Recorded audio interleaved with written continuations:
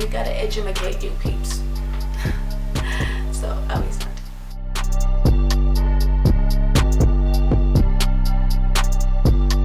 Hey guys, welcome back to Touch My YONI. Thank you to everyone who has been watching my episodes, who has subscribed. I really appreciate you guys. Today I'm going to do something a little bit different. I really need your guys' help. So I've used a few contraceptives and not all of them have worked for me. I'm going to tell you a little bit why, but I really need to know from you guys. What are you using? What do you like? What do you not like? What are the pros? What are the cons? Just give me a bit of an idea so that I can actually, decide for myself what's the next step. I am a sexually active being, and of course, yes, condoms are still there, but sometimes you just want that. Gents, you definitely want to stay locked for this. You want to know what potentially makes your girlfriend or partner, whoever you're engaging with, be a certain way or act a certain way, and it may potentially be the contraceptives that they're on. I'm just going to touch on the different contraceptives that are available to us here in South Africa. For those of you who are watching and you're elsewhere, just speak to your general practitioner.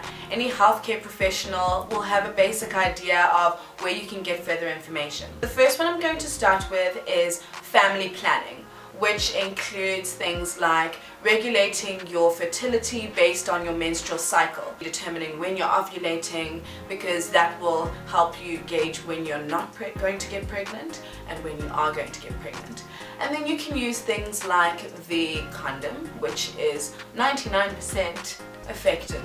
So I would opt for that more often than not. Always use that, I think, as your basic everyday use. I know some people don't really enjoy the feeling, or it may actually not help you get up for the gents. I think for those of you who can, condoms are a go-to. The pull-out method. Where guys get this wrong, and guys listen, I'm going to give you a few tips. Always consider pre-cum.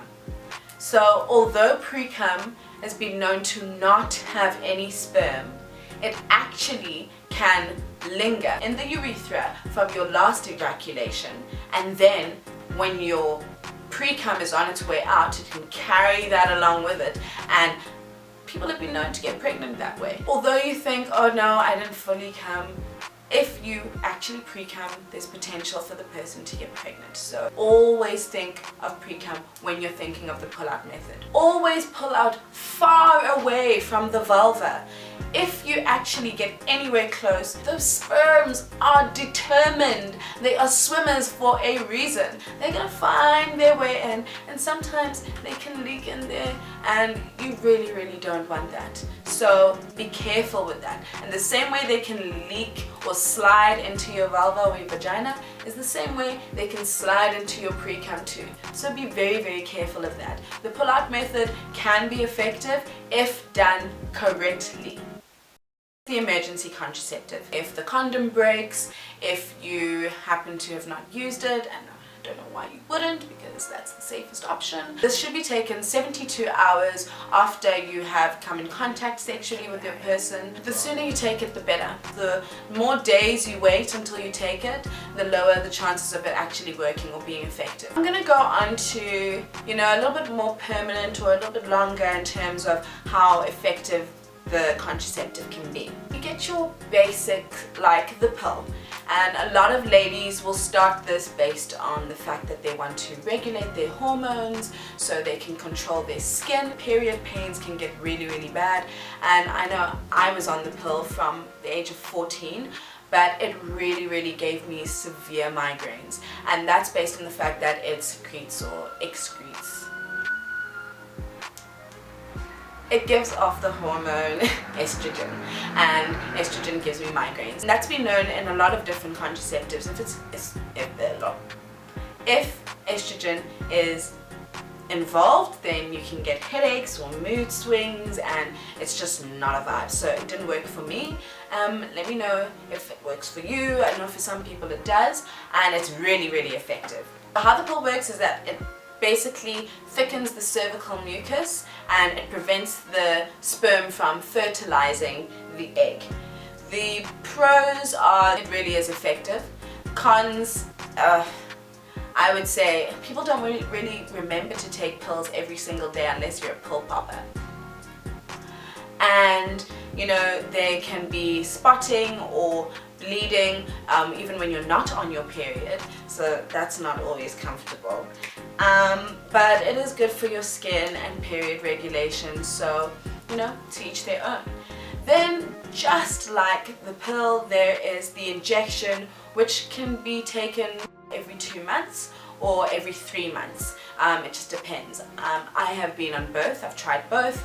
I know what I preferred was the 3-month injection. However, the second time I was on the injection, I stopped and then started again.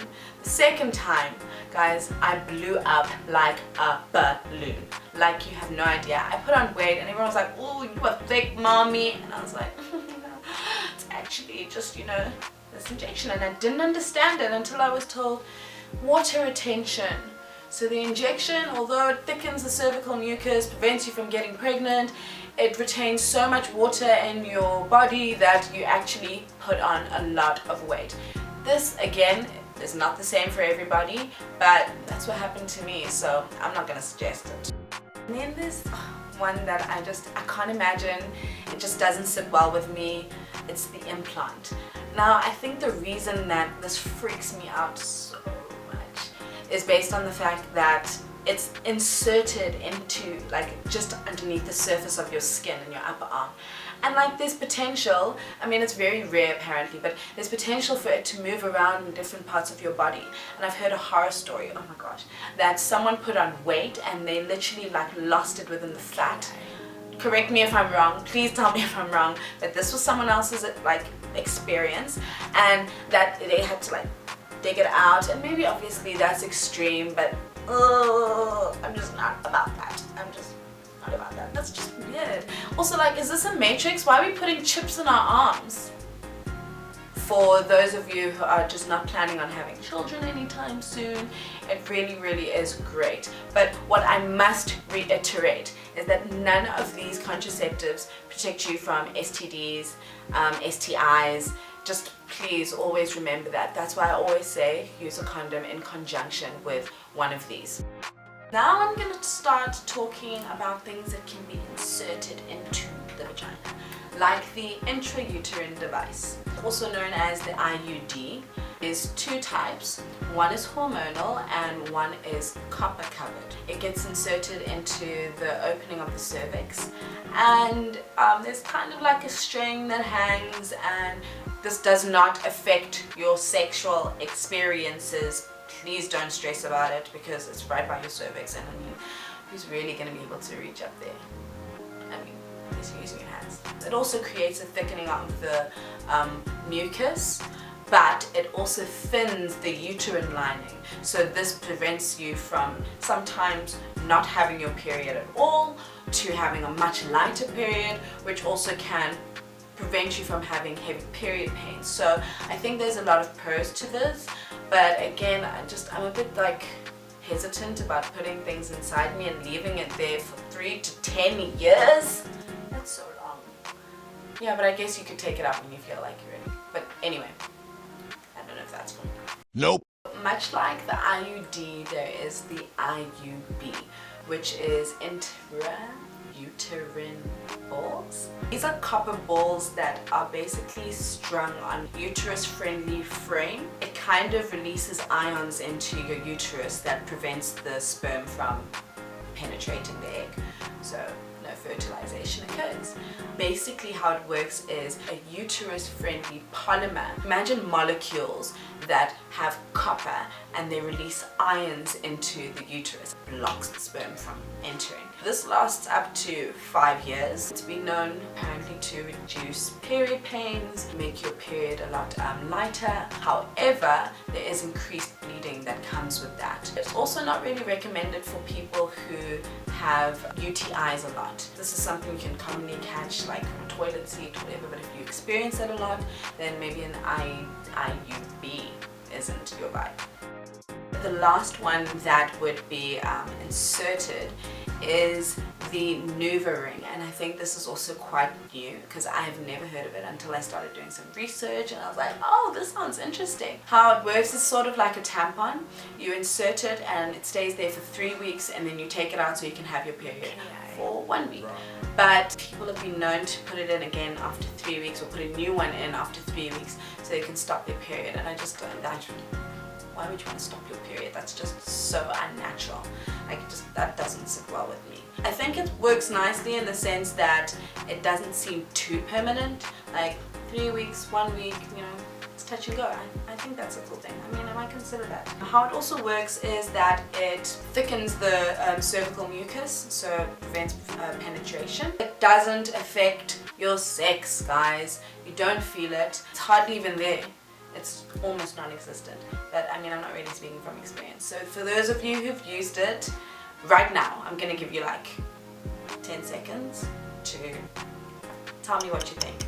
Has it worked for you?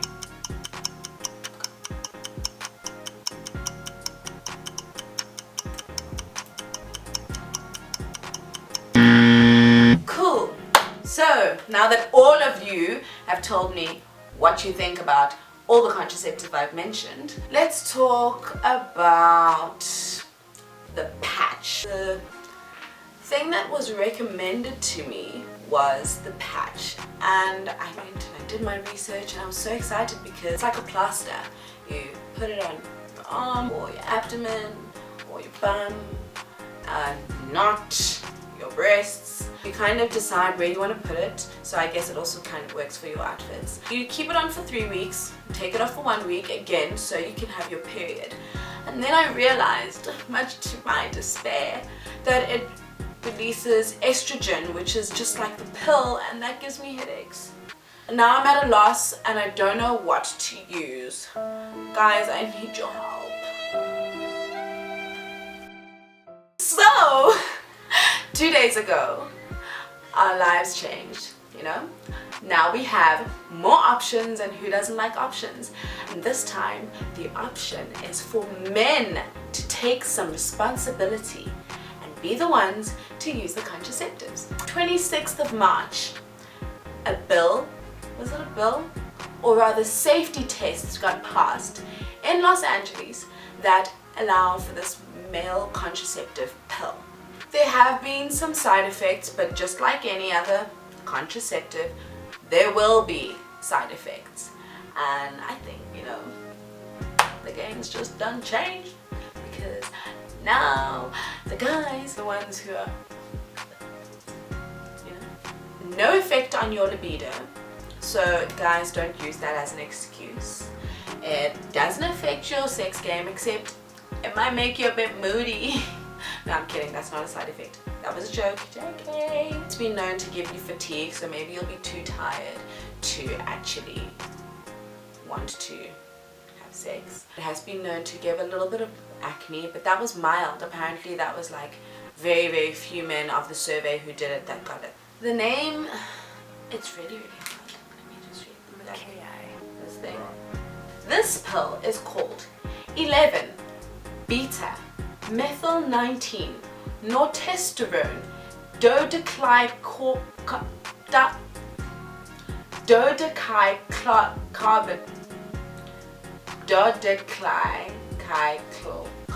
You know what? You'll see that. Yeah, ready? Yeah, cool. Anyway, that's what it's called, and I think the easier name is 11 beta MNTDC, and that just doesn't sound any better. It doesn't roll off the tongue. Now I'm speaking gibberish. That's awesome. Anyway, so it is reversible immediately after you stop using it. So if it's not for you and it's not a vibe, like, stop using it. However, unfortunately, there is no release date that I am aware of in South Africa. So if anyone does have any more information on this, or if there's anyone who is currently using it, gents, please let me know. And guys, let me know, would you actually use a male contraceptive? would you take some accountability? Would you take the responsibility? Would you put it upon yourselves? I know some people don't want to have babies, so I mean, it has less sperm production. Apparently that's how it works. Like, you produce less sperm, so less chance of getting pregnant. So I mean, would you do it? Would you not? Maybe no. So guys, thank you for watching today's episode of #TouchMyYoni.